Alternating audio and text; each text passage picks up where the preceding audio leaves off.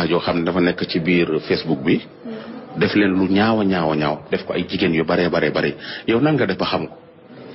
waaw mu mel ni waa ji ci Facebook bi lañ xamante man ak moom mais benn xale bu jigéen laa xamante ci Facebook bu tudd Daba Diop. waaw bi ma demandé amee ma agité ko mu commencé di waxtaan ak man di ma nuyu di ma laaj fu ma dëkk naan ma danga rafet genre yooyu daal. ñu dem ba si biir waxtaan bi mu laaj ma sama numéro téléphone man tamit ma envoyé ko pour man jigéen la comme man. jàpp ma woon ni du jigéen. man tamit ma envoyé ko sama numéro téléphone. ndekete góor laay waxaat. instant yi ma ko envoyé sama numéro téléphone nag mu dem ba si biir mu ne ma dafa am sama benn mag bu góor ma la bëgg a may. ma ne ko non man doxuma si yooyu. xam na ko ma nekkal te bëgg naa ko. mu ne ma xale jigéen ñi nekkatuñ si yooyu. après ma pose waxtaan bi. bàyyi mu sedd ñu dem deuxième jour mu envoyé waat ma message mu ma salut ma ne ko ça va mu yaa ngi si jàmm mu ne ko waaw mu ne ma jox naa copain bi sa numéro dina la woo mu ne ko ah bon mu ne ma ah si après si la ma copain bi woowee si saase woo ma ne ma man la jaaji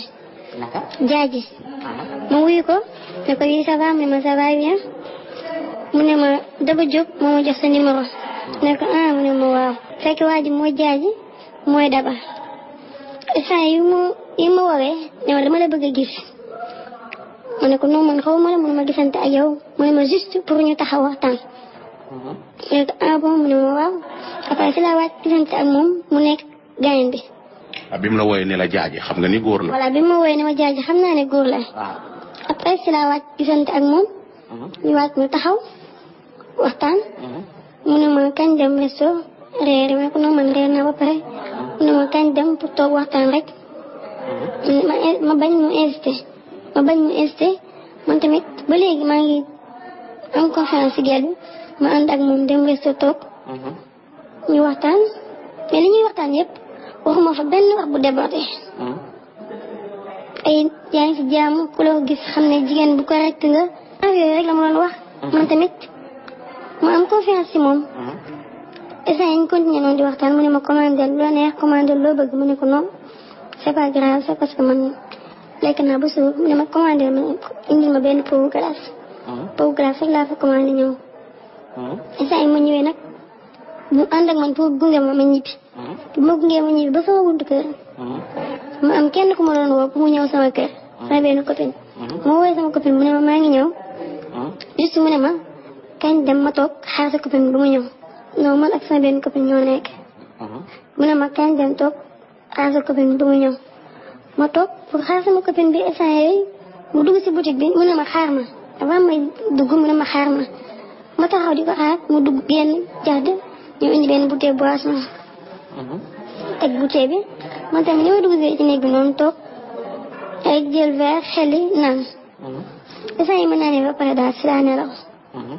ma nelawee ba ay presque 6h30 laa yeewu. fekk moom dem na. ma yeewoo fekk sama pochette amoon na xaalis amoon na 250 000 si li ma jotee daal compté. ma jotee compté moom 250 000 la. am na yeneen xaalis nag yoo xamante ne xaw ma woon ñaata la compté ma ko woon. ma yeewoo laa xool gisuma benn xaalis si sama kalpe. après si laa insisté si numéro bi ma jox ma woo ko téléphone jëlul ma woowaat ko jëlul ma dugg ci Facebook bi pour jot Daba Diop boobu ma duggee pour jot Daba après si la ma envoyé message ni ma duma Daba man la diw man maa yor Facebook bi mais Daba moomul Facebook bi man maa ko moom man maa doon wax ak yow naan la man la Daba mais duma Daba. après si la ma saaga menacé ma ne ma bu ma woo man nga nekkaloon démb si resto bi man maa moom Daba Diop bi man maa jaay Daba. existé wul. dafa couché ak yow. waaw jot na egg sama kaw mais instant maa ngi doon nelaw. waaw après si la ma envoyé message dama bu ma woote. après saa di ñëw brigade bi porté ko plainte ndax soo ko bàyyee nii day yomb ba ëpp ndax bu dul man yeneen jigéen yi nekk ci sama ginnaaw nga xamante ne amuñu xel boobu noonu boo ko porté wul plainte boo ko bàyyee noonu tamit te du man kese la ko def na ko 22 personnes. te 22 personnes yëpp kenn defu si plainte man rek maa am xel bu toll ni dox jëm ci ba ñu jàpp ko. Facebook laa ko xamee benn xale bu jigéen il s'est fait passer pour une jeune fille qui s'appelle Dabo Diop. Ensuite mu may jéem a invité ma dem mu dig ma téléphone bëgg ma tëddee ma bañ dem sama yoon ñibbi suñu kër mu woo ma di ma harcelé yu dugg. la Daba laa tudd après daf la invité. daf maa invité. ngeen gisante. ñu gisante mu ne ma dama lay jëndal téléphone ñu fekkante Pikine. ma ne ko man maa ngi université instant mu ne ma jël taxi nga def arrivé payé ma ne ko déedéet yore naa paas naa jël bus ñëw Pikine fekk la foofu ñu téléphone buntu Pikine mu yóbbu ma ba seen kër ñu dem foofu noonu il a essayé d'abuser de moi ma bañ ma ne ko téléphone bi nag ma ko jox ba pare balaa ñuy sikk quoi que ce soit parce que man je suis pas une pute parce que je suis bien éduquée mu ne ma waa ñu dem ñu génn ci kër gi mu ne ma xaar ma fii nii mu jëndal ma boisson 250 si select bi mu ne ma xaar ma fii ma dem jëli téléphone bi sama boutique cousin ma ne ko ok ma xaar ko 1h30 2h de temps ñëwul ma ñibbi suñu kër jël sama bus ñibbi suñu kër après mu may woo di ma woo ba sonn soo ma bàyyiwul di ma harcelé yaa ngi nii di ma saaga di ma traité de lesbienne et tout du ma lesbienne boo ma bàyyiwul dinaa la yóbbu police gendarmerie ñu tëj la pour harcèlement. deful la yow deful la dara. defuma dara.